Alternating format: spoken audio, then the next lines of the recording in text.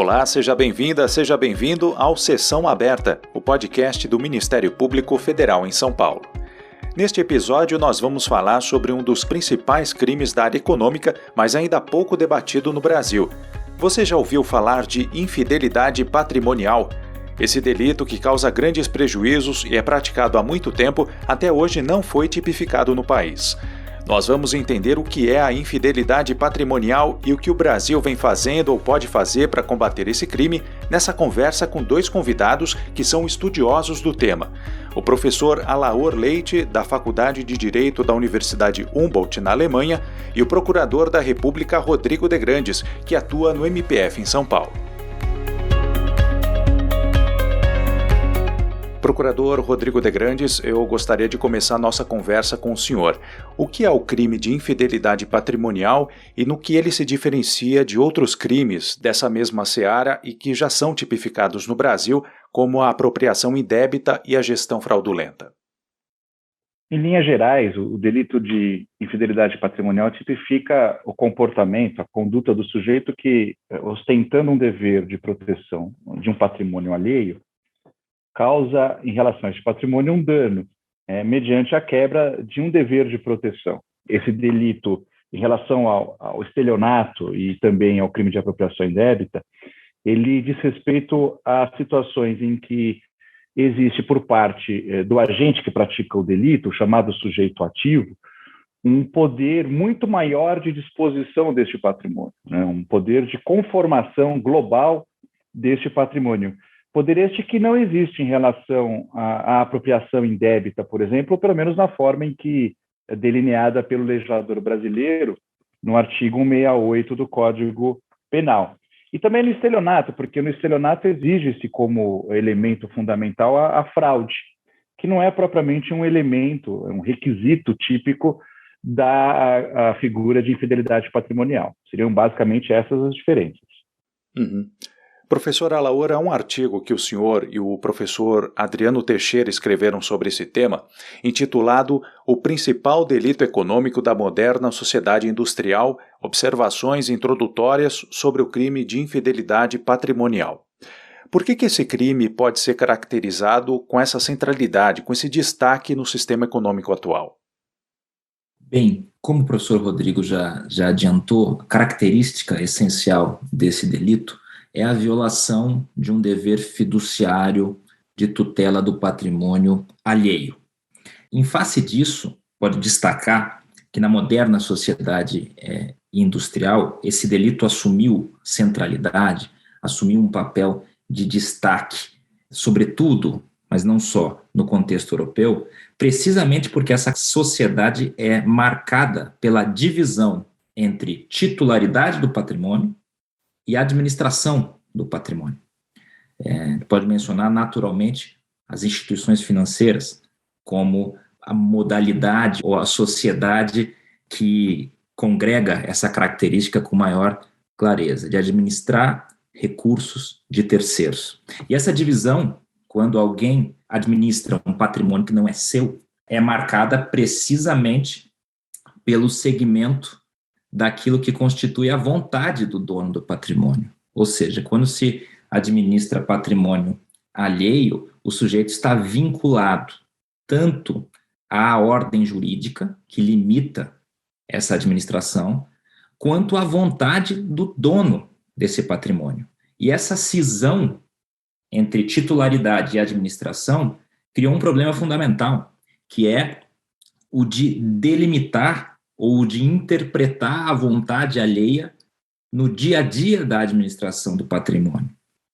Então é evidente que quando um sujeito entrega a administração do seu patrimônio, dos seus valores, a outro sujeito, uma instituição financeira, um administrador qualquer, é bom relembrar que esse delito pode ocorrer em relações simples de administração do patrimônio alheio, mas pode ocorrer também no interior de grandes conglomerados econômicos. É um delito que também, por isso, é um delito central, um delito que alcança relações bilaterais, mas alcança também relações muito complexas de administração do patrimônio alheio. Mas, dito isso, por vezes, como eu dizia, quando se entrega a administração do patrimônio próprio a outrem, se não se está controlando o tempo todo a forma como esse patrimônio está sendo administrado. Há algumas diretivas gerais, há alguns propósitos e há algumas expectativas que limitam o que o outro sujeito pode fazer com o seu patrimônio. Mas a ausência de um controle permanente sobre essa administração gera, de um lado, uma oportunidade àquele que dolosamente decida malversar esse patrimônio. E veja que aqui, diferentemente do delito de apropriação indébita, não há necessidade de uma transferência do patrimônio para si, ou seja, o conteúdo de injusto dessa conduta não está na apropriação dos recursos alheios, e sim no fato de existir uma falta de correspondência entre a vontade do dono do patrimônio e aquele que o administra. Ele viola um dever fiduciário. Como essa ausência de controle é uma oportunidade para aquele que decide malversar, ela é também uma dificuldade para o bom administrador, porque, por vezes, é difícil identificar, em face de uma situação que irrompe simplesmente, uma crise financeira, uma alteração de um mercado sempre volátil, é difícil identificar, sem recorrer ao dono do patrimônio, qual é a real vontade daquele titular. E é por isso que esse delito, inserido nesse tipo de sociedade moderna, que é precisamente caracterizada por essa cisão, assume uma centralidade no debate. E foi assim, por exemplo, na crise financeira dos bancos europeus, 2007 e 2008, em que esse delito assumiu papel de protagonismo no debate político, econômico e jurídico penal, eis que vários administradores e gestores de instituição financeira na Europa foram processados pelo delito de infidelidade patrimonial, e é por isso que esse delito permanece como um delito central do moderno direito penal econômico, também fora de situações de crise. É um delito que tem uma importância, portanto, inegável na nossa sociedade moderna, caracterizada por essa cisão entre titularidade e administração do patrimônio. Uhum. E no Brasil houve uma demora muito grande para esse conceito de infidelidade patrimonial ser discutido nesses moldes, né? Procurador Rodrigo de Grandes, o senhor tem uma larga experiência atuando na área de crimes econômicos e financeiros. Na prática, quais são os efeitos dessa inexistência de um tipo penal específico para a infidelidade patrimonial? Como é que isso prejudica o enfrentamento a esses delitos no Brasil? Eu diria que seriam dois os efeitos deletérios, digamos assim, da ausência de uma figura de infidelidade patrimonial no Brasil. O primeiro deles, talvez o mais tangível, o mais perceptível, é a lacuna de punibilidade, a ausência de punição de determinados comportamentos que são considerados graves, porque efetivamente se percebe a prática de um injusto com relevância, no caso que o Alaor mencionou, um injusto de caráter patrimonial, através da quebra do dever de fidúcia, do dever de proteção que determinada pessoa assume perante o patrimônio de outro. Então, existe uma situação concreta, por exemplo, praticada no âmbito societário fora de uma instituição financeira, de manifesta infidelidade patrimonial que hoje não é punida por ausência de um tipo penal, a despeito da gravidade do comportamento e da presença de um injusto que é palpável, que é tangível. E o segundo efeito, não menos prejudicial, não menos deletério, é o fato de que o juiz, muitas vezes, e juiz em sentido amplo, mas qualquer operador do direito, membro do Ministério Público também, na ausência de um tipo penal que apreenda a integralidade desse injusto, se vê forçado para tentar resolver uma situação concreta e não cometer, entre aspas, uma injustiça de deixar uma pessoa sem punição naquilo que ele entende como sendo punível, de ampliar demasiadamente um tipo penal pré-existente ou já existente no ordenamento para resolver essa situação. E isso é aquilo que o Adriano Teixeira e o Alaor chamam no seu artigo, salvo o melhor juízo, de proposta indecente ao magistrado. Porque o caso é grave, a situação exigiria a atuação do direito penal, mas a míngua de um tipo penal que efetivamente apreenda aquele injusto, o juiz se vê forçado a esgarçar os limites legais e, portanto, violar o princípio da legalidade estrita, que é um eixo central do direito penal liberal, por exemplo, do delito de apropriação indébita.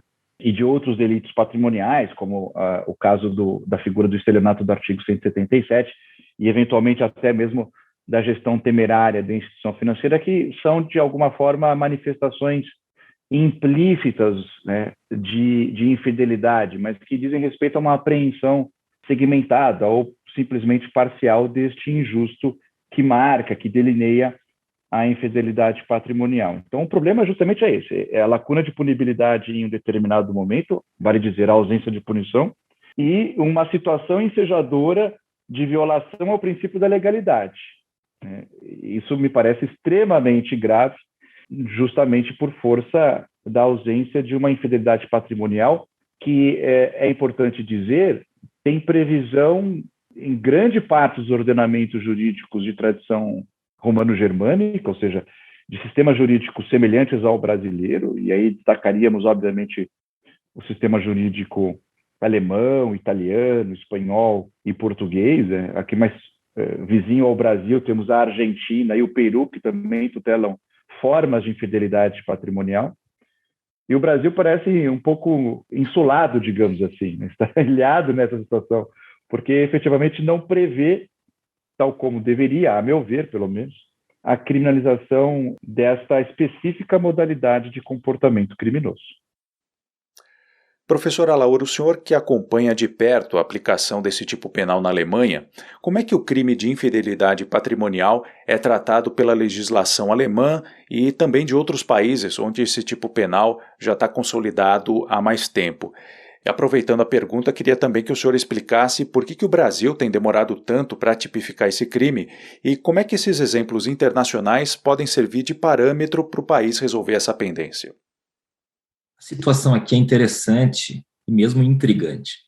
Em primeiro lugar, não há, provavelmente, nenhum local em que essa conduta, tal como foi descrita, ou seja, a violação de um dever de tutela do patrimônio alheio, que gera dano patrimonial a alguém, não há nenhum local em que essa conduta provavelmente ficaria impune. Existe um certo consenso sobre a gravidade dessa conduta. E essa gravidade repousa, entre outras coisas, no fato de que o patrimônio, para rememorar um antigo penalista alemão, Karl Binding, que proferiu essas palavras ainda no começo do século XX, na Alemanha, o patrimônio encontra o seu inimigo, nesse caso, precisamente naquele que deveria tutelá-lo. Ou seja, o patrimônio não encontra um inimigo externo, alguém que por meio de uma fraude tenta granjear acesso ao patrimônio alheio, ou aquele que por meio de violência retira bens à força de outrem. Aqui o patrimônio encontra seu inimigo naquele que foi lá colocado pelo dono do patrimônio. Pressuposta, então, uma relação de confiança. É claro que o direito tem de tutelar esse sujeito que entregou, confiou o seu patrimônio a um terceiro, que, além de violar os deveres fiduciários, por vezes decorrentes da lei, mas por vezes decorrentes da vontade do próprio dono do patrimônio, e gera um dano patrimonial que é auferível contabilmente. Então, o direito tem de socorrer essa pessoa, e os direitos do mundo, as ordens jurídicas do mundo, socorrem esse sujeito de várias maneiras. O Brasil, a sua maneira atabalhoada, com outros tipos penais que apreendem apenas parcialmente o acontecimento e não integralmente. O modelo mais tradicional, nós podemos dizer com toda certeza, é o modelo alemão, que de alguma maneira se alastrou pelo continente europeu e em suas premissas fundamentais, basicamente aceito, com algumas nuances. Mas comecemos então pelo modelo alemão e depois falemos dessas nuances na Espanha, em Portugal, em outros países. O modelo alemão, vigente atualmente, data da década de 30 do século passado. E ele é marcado por uma ideia central. Todas as condutas infiéis que violem um dever e gerem um dano patrimonial decorrente dessa violação do dever merecem um tratamento igual. Ocorram numa sociedade por ações, ocorram em uma instituição financeira específica, ocorram numa relação bilateral, e ocorram em qualquer outra sociedade de natureza empresarial. Ou seja, essa conduta merece a atenção do direito penal, independentemente da sociedade ou do contexto em que ela ocorra. Por isso, o Código Penal alemão tem um tipo, que é o parágrafo 266, que criminaliza a infidelidade patrimonial de uma maneira geral, exigindo essa violação de um dever e um dano patrimonial, que é o ponto arquimédico. Não existe infidelidade patrimonial sem dano patrimonial. É um corpo sem alma, ou uma alma sem corpo, talvez seja melhor dito assim. O corpo é o dano patrimonial.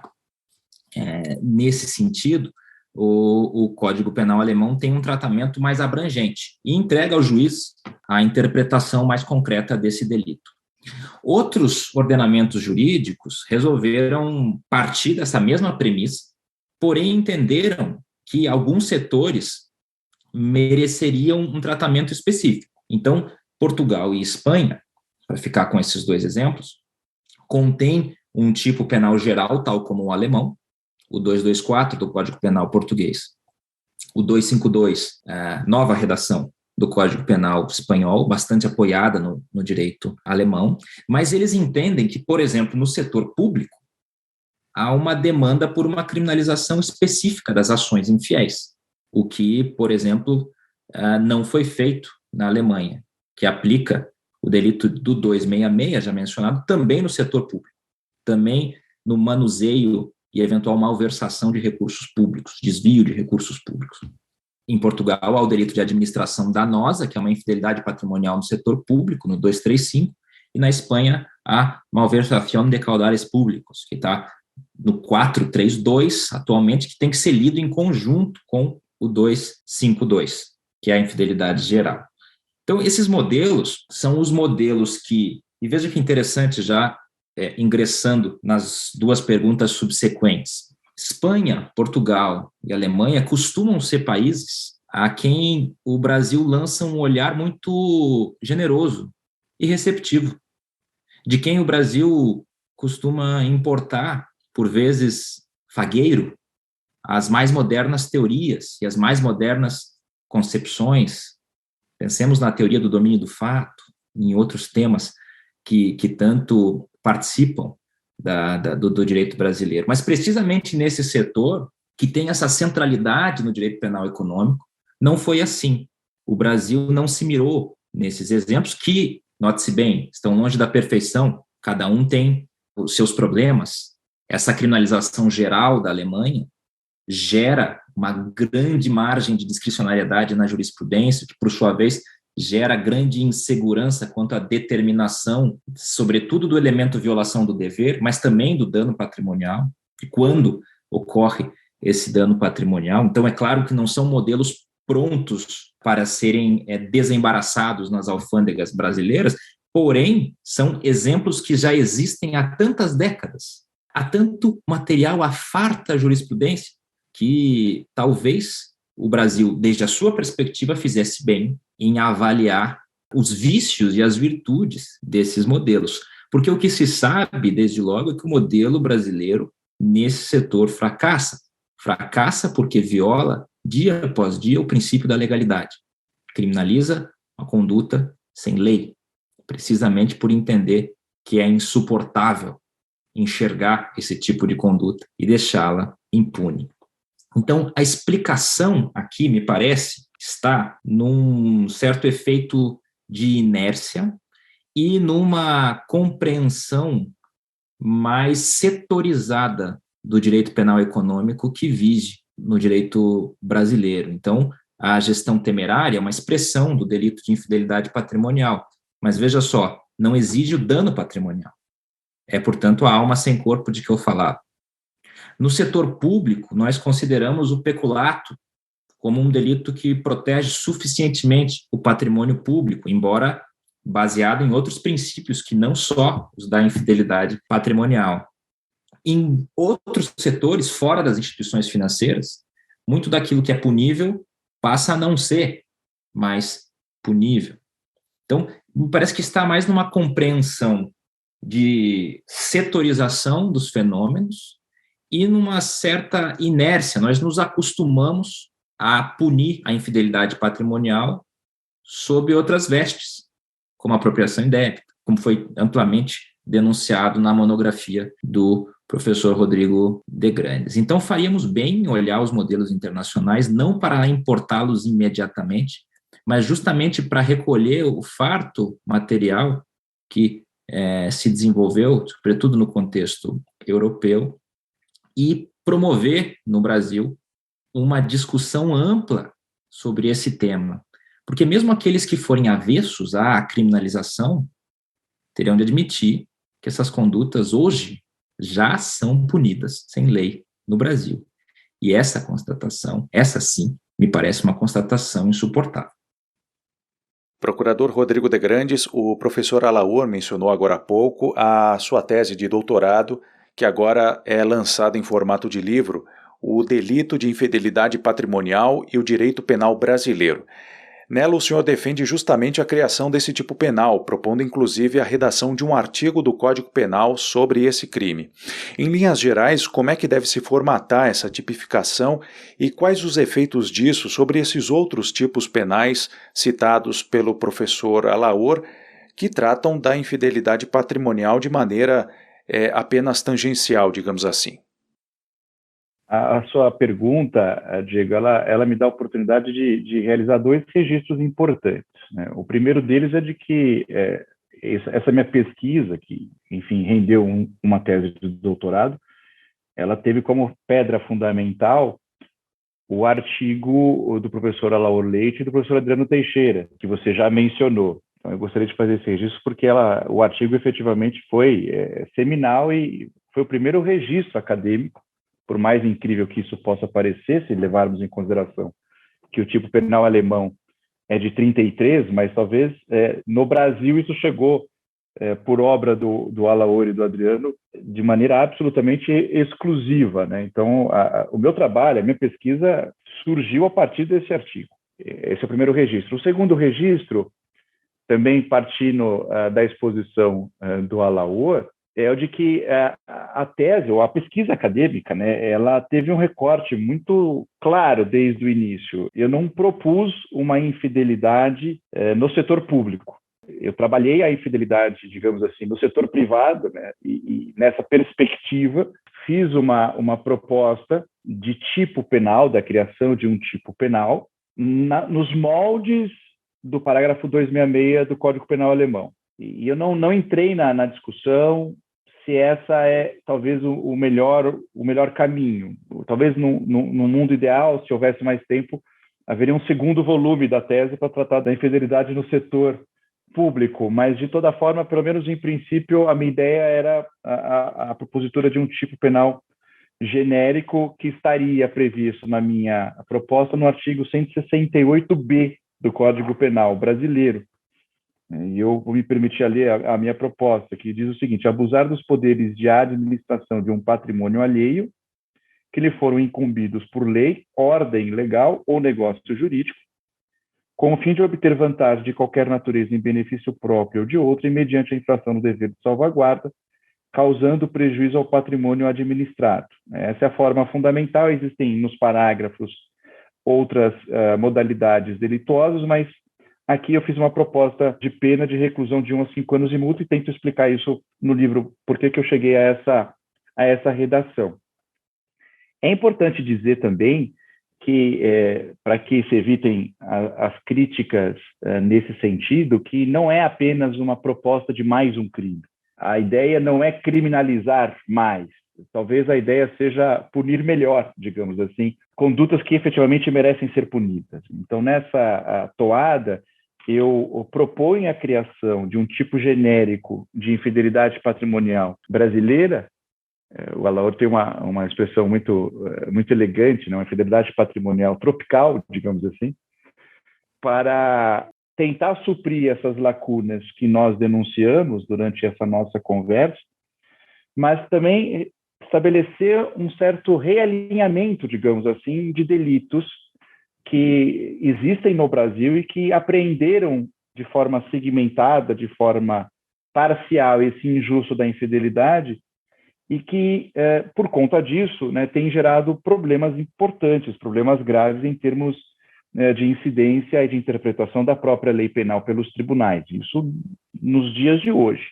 Não é, portanto, uma discussão meramente acadêmica, ela tem uma repercussão prática, uma repercussão concreta na vida das pessoas. Então, eu proponho a criação desse tipo penal, o realinhamento de diversos tipos penais com foco talvez mais veemente na criminalidade patrimonial, e não poderia ser diferente, haja vista que o delito de infidelidade patrimonial tem como bem jurídico protegido o patrimônio, e aí também nele existe essa virtude, né, de proteger um bem jurídico que inegavelmente, historicamente, na sociedade, pelo menos moderna, ou mesmo antes dela, merecia proteção penal. Então não há que se discutir sobre a relevância, sobre a dignidade penal do patrimônio enquanto objeto de tutela. E eu proponho, por exemplo, a preservação, mas uma reinterpretação dentro dos seus limites verdadeiros da apropriação indébita, para que se evite, por exemplo, que ele incida sobre comportamentos que não devem incidir, e aqui falando explicitamente, porque a jurisprudência brasileira apresenta exemplos, no caso de apropriação de bens que são considerados fungíveis, substituíveis, né? E me parece que isso vai além daquilo que permite os limites, né, os lindes do tipo penal do artigo 68A. Eu proponho, por exemplo, a revogação parcial do delito do artigo 177 do Código Penal, que diz respeito à administração de fundações, a revogação total, e vou explicar por quê, do crime de gestão fraudulenta e temerária de instituição financeira, e a revogação também, falando da Lei 7492, do denominado delito de Caixa 2, né, uma figura do artigo 11 desta lei. E a derrogação, né, vale dizer, portanto, a revogação parcial da apropriação indébita financeira, que é a figura que hoje possui previsão no artigo 5º da Lei 7492. Para tentar, na minha visão, estabelecer uma certa racionalidade a esses sistemas de proteção, mas eu gostaria de centrar o meu comentário especificamente à gestão temerária de instituição financeira, que é a figura do artigo 4º, parágrafo único da Lei 7492 de 86, que é um crime que combina uma pena grave, né, do mínimo, salvo engano, reclusão de 2 anos. É um tipo penal que tem sido criticado constantemente por ser extremamente aberto, ser muito mal redigido, ele é demasiadamente amplo, poroso demais, porque fala tão somente em gerir quando a gestão é temerária. E existe toda uma discussão sobre o que é esse temerário do tipo penal do delito do artigo 4º, parágrafo único. Eu proponho, portanto, a revogação. Acho que a infidelidade, ainda que como tipo genérico, supriria todos esses comportamentos praticados no âmbito do sistema financeiro nacional, onde há a administração do patrimônio alheio com dever de guarda. A infidelidade também ela é mais exitosa do ponto de vista típico, porque ela é um delito material, ela exige, como o professor Alaor colocou, o dano patrimonial, e isso é um ponto indeclinável na configuração do tipo penal. A gestão temerária não é assim, ela é considerada um delito de perigo, e de acordo com a jurisprudência brasileira majoritária, um delito de perigo abstrato. Então, eu acho que o tipo supriria essas grandes discussões, esses problemas de aplicação da lei penal, naquilo que diz respeito à Lei 7492, mas também ele vai alcançar os comportamentos que hoje não são punidos, naquelas situações em que existe a administração do patrimônio alheio sem ser através de uma instituição financeira. E esse é um ponto importante, porque a Lei 7492 de 86 ela é restrita às instituições financeiras, tal como definidas no artigo 1º da própria Lei de Crimes de Colarinho Branco. Então, na minha perspectiva, ela tem essa grande virtude, essa capacidade de rendimento, de tornar o direito penal para essas situações muito mais racional, muito mais adequado, né? Um direito penal em conformidade com os ditames da nossa Constituição e com os dogmas de um direito penal típico, ou que pelo menos deva ser chamado verdadeiramente como direito penal de caráter democrático e liberal. E na sua avaliação, professor Alaor, qual que deve ser o encaminhamento para que o ordenamento jurídico brasileiro permita o combate mais efetivo ao crime de infidelidade patrimonial? A tipificação nos moldes propostos pelo Dr. Rodrigo, por exemplo, é uma solução possível? Penso que nenhum encaminhamento do debate pode prescindir dessa que é a mais completa proposta de criminalização da infidelidade patrimonial no direito penal brasileiro, que foi proposta no livro do Rodrigo. Mas tão relevante quanto isso, quanto essa constatação, é a de que essa eventual nova tipificação tem de vir acompanhada de uma releitura completa, ampla, da proteção do patrimônio no direito penal brasileiro. E é talvez por isso, conectando um pouco com o que já discutimos, que esse efeito inércia se faça mais presente, porque há uma certa dificuldade de reconstruir a arquitetura da proteção do patrimônio no direito penal brasileiro, porque o nosso legislador, numa certa verborragia, tende a criminalizar especificamente tudo quanto ele considera ser uma agressão ao patrimônio, que ele identifica pontualmente. Então, o estelionato, há várias formas assemelhadas ao estelionato que já seriam, desde logo, estelionato segundo o caput do artigo 171, mas vêm descritas no Código Penal, justamente porque o legislador se deixa impressionar pelos casos individuais. E essa proteção desordenada cria mais tipos penais que acabam gerando o resultado de que, com mais tipos penais, nós temos menos proteção do patrimônio. Um resultado paradoxal. Mais tipos, menos proteção. O que tem de ser, a meu juízo, e nisso creio que Rodrigo e eu estamos de acordo, é uma proteção mais racional, que reconduza a proteção do patrimônio às agressões mais graves. A infidelidade patrimonial certamente é uma dessas agressões mais graves, mas que promova uma ampla descriminalização em outros setores para os quais o direito penal eventualmente não precise ser chamado. E mesmo na infidelidade patrimonial, setor em que ele inequivocamente tem de ser convocado, é preciso construir esse tipo penal brasileiro, ou tipo penal tropical, com as cautelas de praxe, ou seja, antecipando uma grande perplexidade jurisprudencial. A partir desse momento, eis que o tipo será tido, e com razão, para sê-lo como uma grande novidade. De modo que o legislador tem de antecipar todos os problemas identificados no direito estrangeiro, identificar os setores especialmente sensíveis do direito brasileiro, identificar o material jurisprudencial amealhado ao longo desses anos, dessas décadas, e construir um tipo penal que talvez tenha de ser menos geral e mais restrito que o alemão, para que atinja a sua função. Nesse sentido, caminha também a proposta do Rodrigo, que merece ser e será discutido em seus termos mais detalhados. Mas, como concepção geral, eu creio que há uma convergência de que o diagnóstico é esse. Precisamos de menos tipos penais de proteção do patrimônio, mas que captem aquilo que é considerado como a agressão, uma das agressões mais graves ao patrimônio, que é uma agressão a partir de dentro, uma agressão daquele que deveria tutelar o patrimônio alheio. Há dificuldades, sobre essas dificuldades podemos discutir também. De toda maneira, me parece que o livro do Rodrigo torna inevitável que esse debate chegue em algum momento também à esfera parlamentar. Essa foi a nossa conversa com o professor Alaor Leite e o procurador da República, Rodrigo de Grandes.